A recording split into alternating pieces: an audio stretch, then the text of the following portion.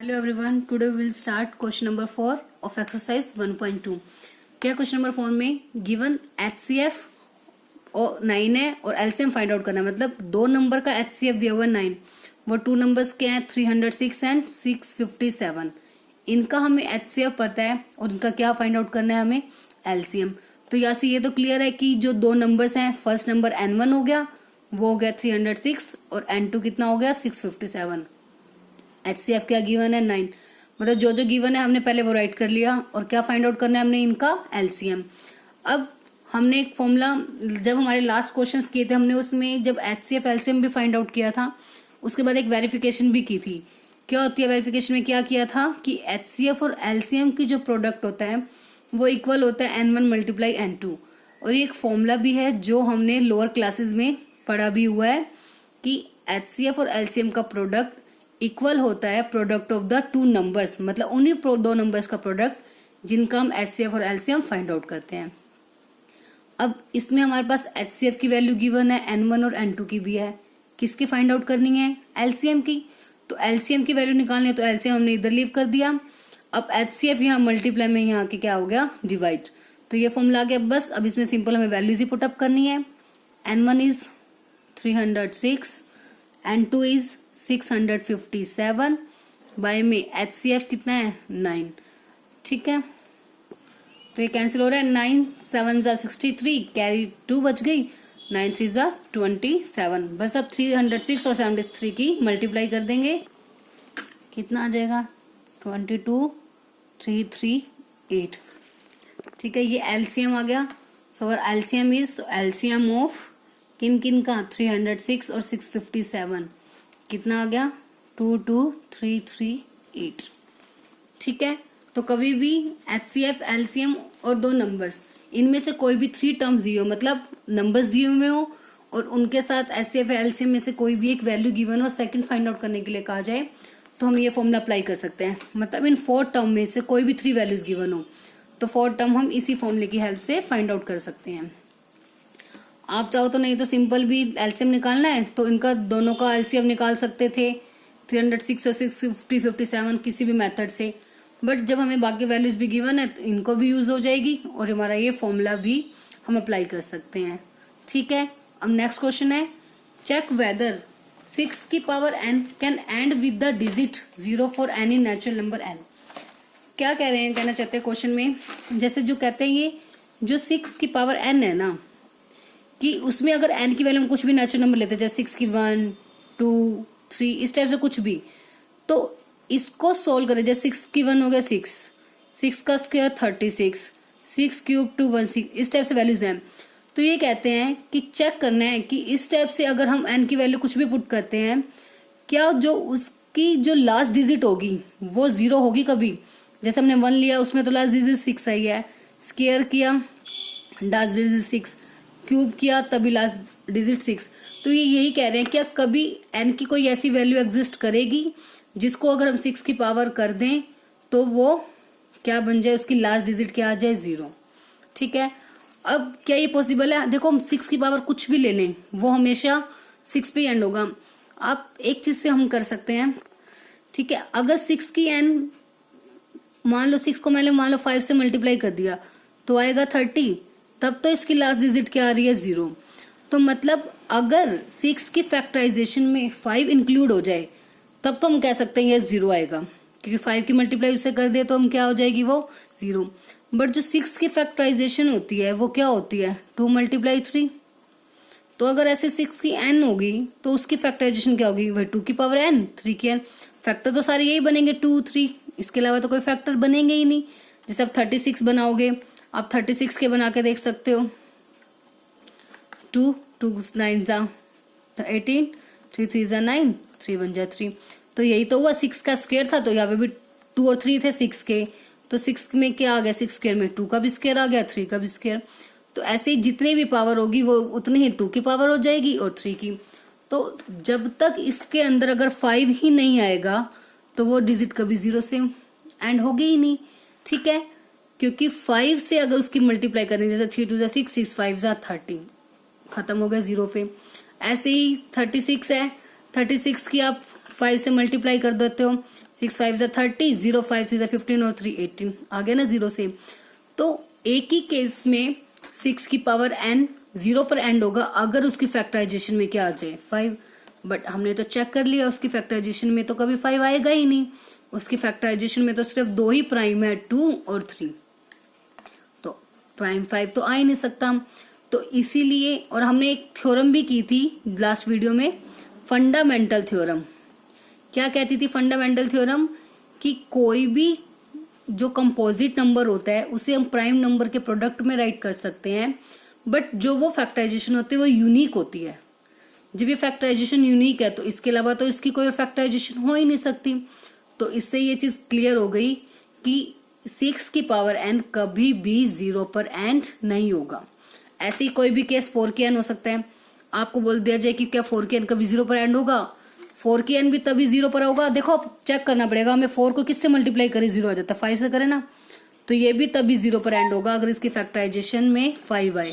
But 4 की factorisation तो हमें पता है क्या होती है, 2 × 2, तो डेट मीन्स ये भी कभी एंड नहीं होगा। क्लियर है? तो बस इसे लिखना कैसे है वो अब देखो। आप क्या यही था ना क्वेश्चन कि 6 की n कभी एंड होगा? तो हमने आपको यही पता है कि 6 की n तभी एंड होगा जब उसकी फैक्टराइजेशन में 5, तो यही हम राइट करेंगे।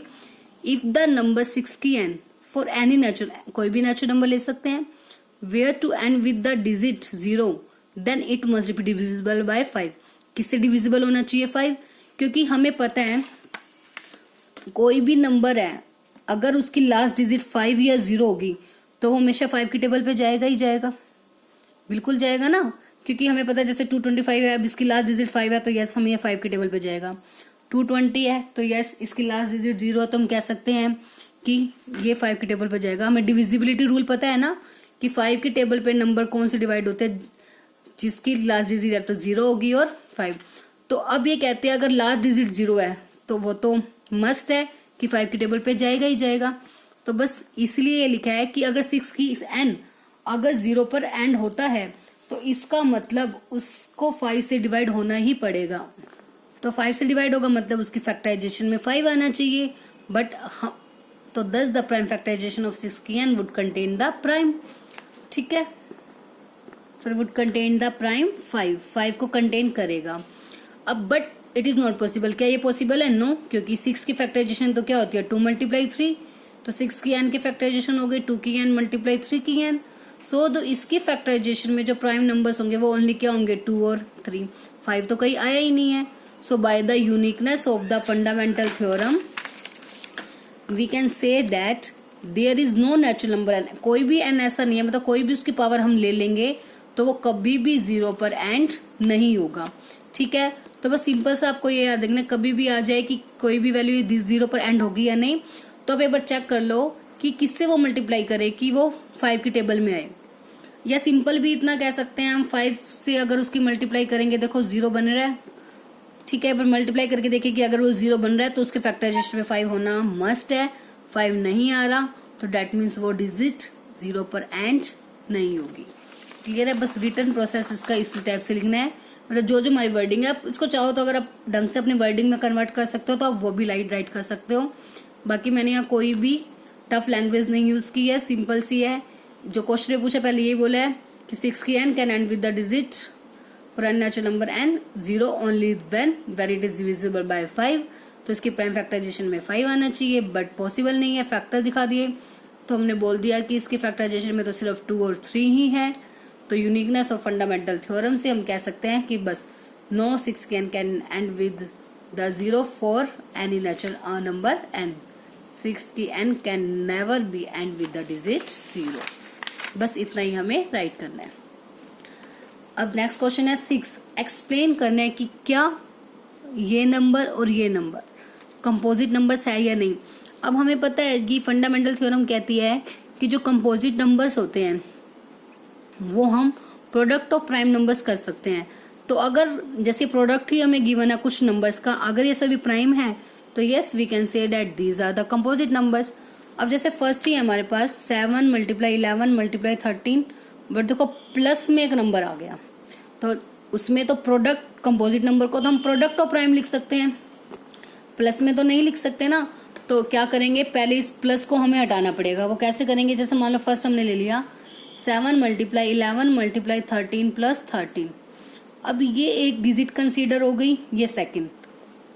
इनमें से कुछ कॉमन आ रहा है, देखो दोनों में 13 13 सेम है ना, तो 13 मैंने ले लिया, मान लो बाहर ले लिया, एक लगा दी ब्रैकेट। अब क्या रह गया, 7 मल्टीप्लाई 11, 13 तो बाहर ले लिया तो खत्म, प्लस 13 1 जा 13, क्यों 13 तो बाहर ले लिया।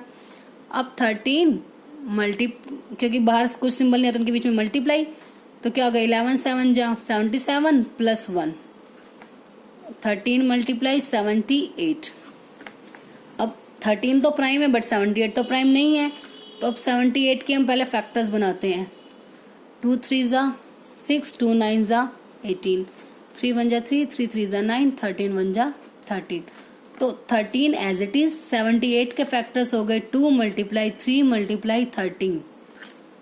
तो अब देखो ये सभी के सभी कैसे नंबर्स हैं, all these are prime numbers, और प्रोडक्ट में भी आ गए। तो यस, बाय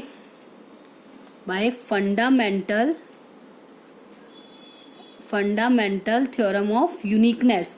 यूनिकनेस इसलिए बार बार लगाया जाता है साथ में क्योंकि यूनिक होती है ये फैक्टराइजेशन, इसके अलावा इसकी कोई और फैक्टराइजेशन नहीं हो सकती। So by fundamental theorem of uniqueness given number is a composite number. So by, इन्होंने यही बोला था कि वाई मतलब ये कह तो रहे हैं ये हाँ कंपोजिट नंबर्स हैं, बट क्यों है उसका रीजन, तो bye fundamental theorem of uniqueness given number is a composite number. Same ऐसे सेकंड वाला करते हैं इसका, 7 multiply 6 multiply 5 multiply 4 multiply 3 multiply 2 multiply 1 plus 5। Same इसमें 5 कॉमन आ रहा है, 7 6 4 3 2 1 प्लस 5। इनकी मल्टीप्लाई कर देते हैं, इनकी मल्टीप्लाई आ जाएगी 1008 प्लस 5, तो 1008 प्लस 5 1013। सॉरी आप 5 नहीं 1 आएगा, 5 कॉमन लिया, 5 1 जा 5, तो 1008 प्लस 1 कितना हो जाएगा 1009। अब 1009 के फैक्टर्स बनाएंगे। सबसे पहले now 1009 is also a prime number. ठीक है, आप चेक कर सकते हो किसी भी टेबल पे ये डिवाइड नहीं होगा, तो ये क्या हो जाएगा एक प्राइम नंबर।